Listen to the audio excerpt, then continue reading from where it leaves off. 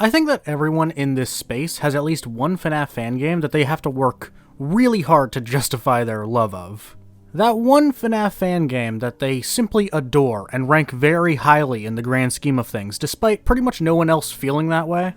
I have quite a few of those realistically. I don't think there's a lot of people that would put Five Nights with Mr. Hugs and Friends in their top 20, unironically, but I would. And today we are talking about two games that make up my personal favorite FNAF Fangame Duology, that I don't really see anyone else obsessing over, but I've loved them for years now. Today we discuss Five Nights Before Freddy's.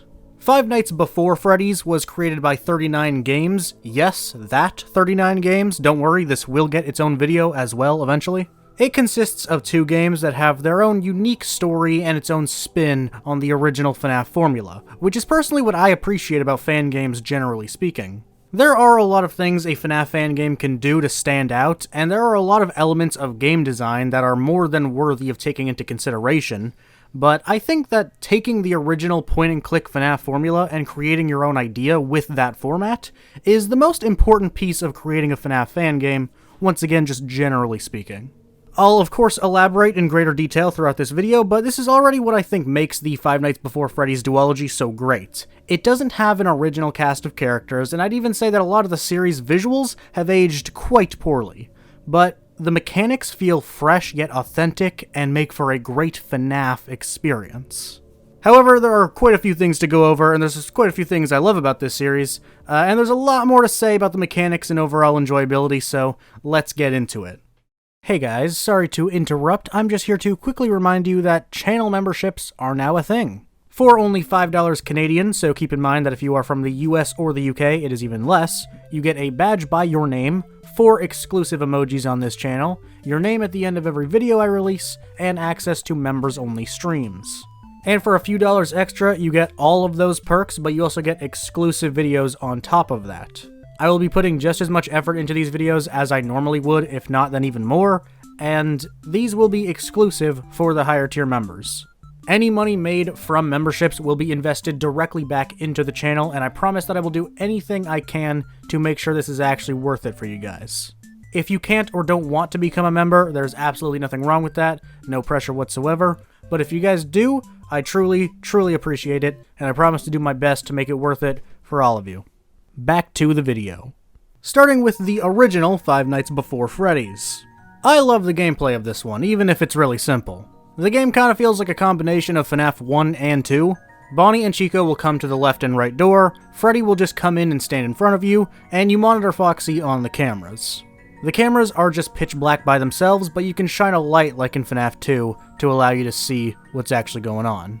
You have to keep the light on Foxy for as much time as you can throughout the night because simply watching the camera doesn't have the same effect, and if Foxy runs out, you are guaranteed to lose. When Bonnie, Chica, or Freddy come to the office, you have to actually turn off the power, and they'll just come and go, you have to let it play out. Of course, you have to make sure to turn off the power as soon as possible, and turn it back on as soon as possible because you have to check Foxy very consistently. Bonnie and Chica walk through the room, and once they're gone, you're safe. However, Freddy is a little different. I'm not saying this because I'm down bad. I promise you, this is genuinely how I feel. Freddy looks like he's fucking you when he comes into the room. This motion is just so sus, and I cannot get over it to this day. Bonnie and Chica just walk, and Foxy just comes in and kills you. Freddy does this, and I will never get over that.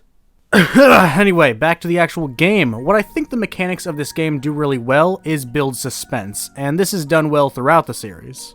When you have to shut the power off and allow up to 3 animatronics to finish their animation, all while you're essentially helpless, it is terrifying. Especially because, like I mentioned, Foxy will simply kill you if he gets out. And what I didn't mention earlier was that the camera makes up for 1 bar of power usage, and then the light makes up for another. So in order to keep Foxy in check, you have to use 2 bars of power usage actively throughout the night for a significant amount of time. There's just a lot of pressure put onto you when you're playing, whether that's because you have to sit in the dark and wait for the animatronics to leave, or it's because you have to use an insane amount of power to keep back a single animatronic. If I were to critique the gameplay, I'd have 2 critiques that are pretty obvious. The gameplay is very simplistic, and the game can feel kinda luck-based. The only 2 mechanics are shutting off the power and using your light in the cameras. I personally feel like these two very simple mechanics work together really well, and the game is still really fun, hence this video's existence, but it is very simple. And again, luck is a bit of a factor. I'd say nights 1 to 5 are completely fair, but night 6 and obviously 20 mode certainly feel like they're luck-based because your ability to win mostly relies on how often the animatronics come to the room. But overall, I think the gameplay of this one is fantastic, and I think Five Nights Before Freddy's deserves to be a certified classic fan game because of it.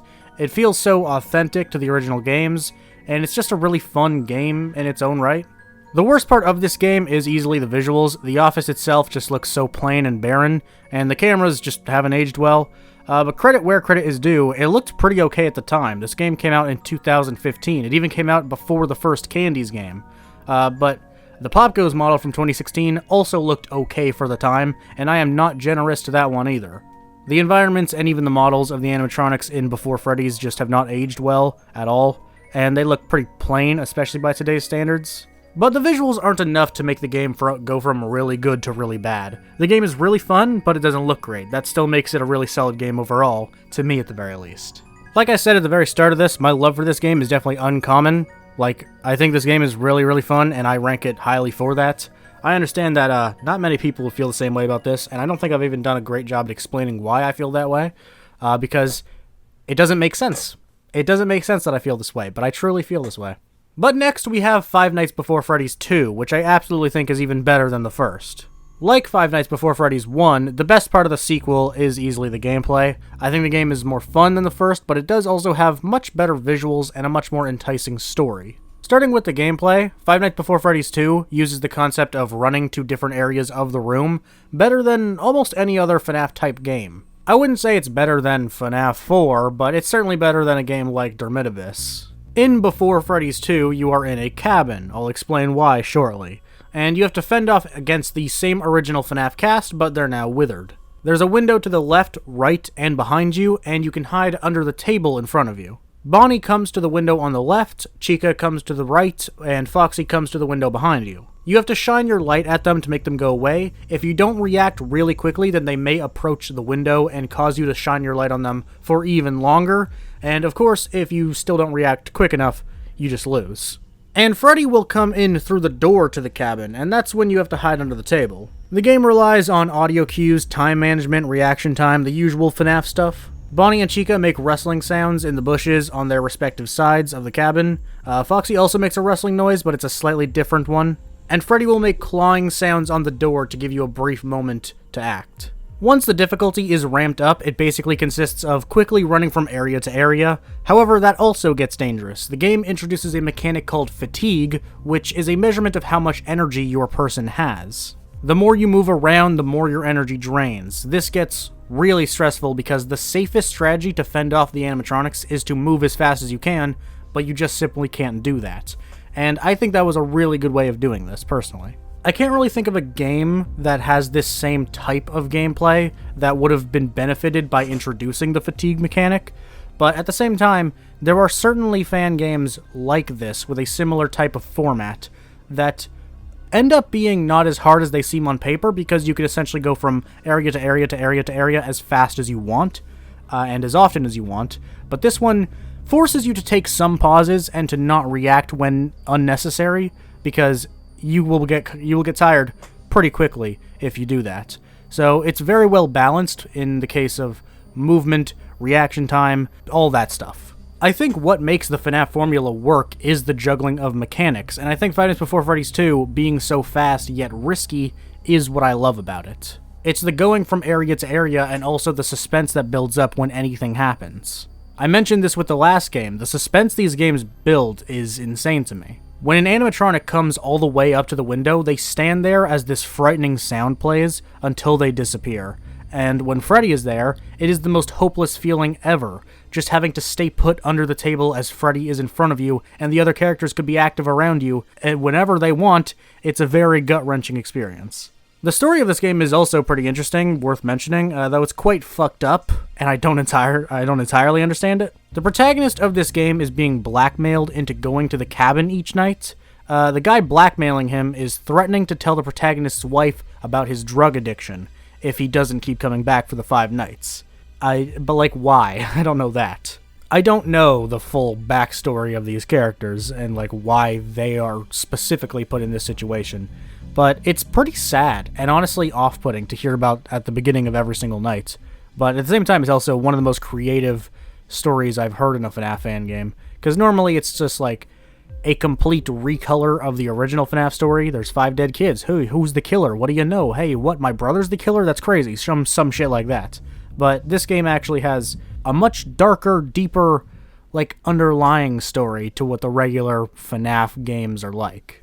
And as far as the visuals go, since that was my main critique of Before Freddy's 1, this game is a major step up. I still wouldn't say it has aged the best. It definitely wouldn't stand up against the FNAF fan games of today or even the last few years, but it looks much better than the first game. I think the textures are generally a lot more solid, the models I would say are passable, and this game has a much more distinct aesthetic than the previous one. Overall, I think Five Nights Before Freddy's 2 and 1 both deserve to be recognized as classic fan games that have aged better than many others. I must make it clear that my love for them in particular is not something I'd expect to be shared by most FNAF fans. Both of these games make it into my top 20 favorites, and The Joy of Creation and Juniors both do not. So yeah, I'm a bit weird. However, I still think these games are underrated and are prime examples of how to make the original FNAF formula interesting. They're simple, sure, but they're fun and exciting and authentic yet original. That's going to be all for this video. Let me know what you think of this duology of fan games in the comments below. Do you think I'm crazy for loving these games? Do you feel the same way? Are they simply mid? Feel free to share your thoughts in the comments below. Thank you so much for watching this video. Reminder that you can become a channel member to receive exclusive content and extra perks for a very low cost. You can also follow me on Instagram and Twitter at I'mTheBaddest, links in the description. Thank you for watching once again. I will see you guys next time.